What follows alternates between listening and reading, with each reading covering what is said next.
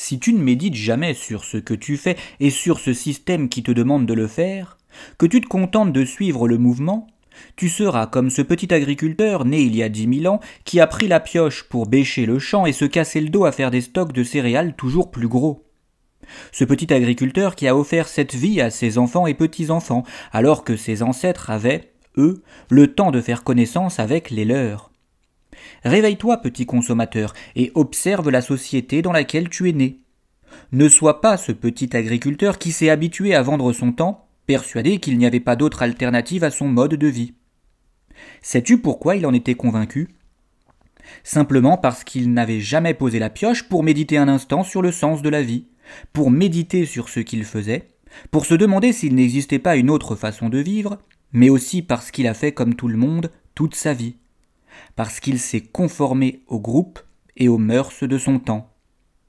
Ne fais pas la même chose.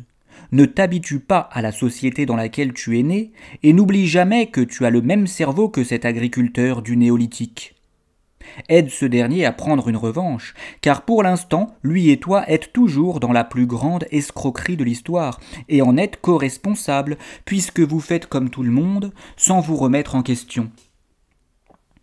Cependant, si vous êtes tous les deux responsables devant le tribunal de l'humanité, c'est toi que le juge incriminera davantage, et ce, pour 2 raisons. La première, parce que contrairement à cet agriculteur, tu peux analyser le passé et comprendre les erreurs qu'ont commises tes ancêtres. La seconde, parce que contrairement à lui, tu as lu mon livre.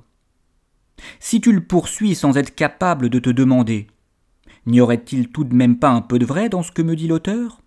Et si j'étais vraiment né dans cette société d'hyperconsommation et d'hypertravail qui me demande de vendre le temps que l'univers m'a offert ? N'y aurait-il pas une possibilité de vivre autrement ? Plus sainement, c'est-à-dire en ayant un peu plus de temps pour soi, alors tu fais quelque chose de grave, d'irresponsable même. Car quand on entend parler de choses graves, même si on est en désaccord, on se doit de s'interroger sur elles.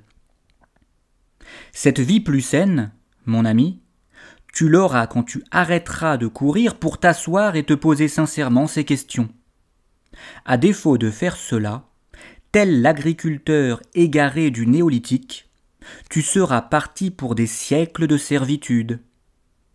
Tes chaînes ne se briseront que quand tu commenceras à travailler et à consommer un peu moins et à méditer un peu plus.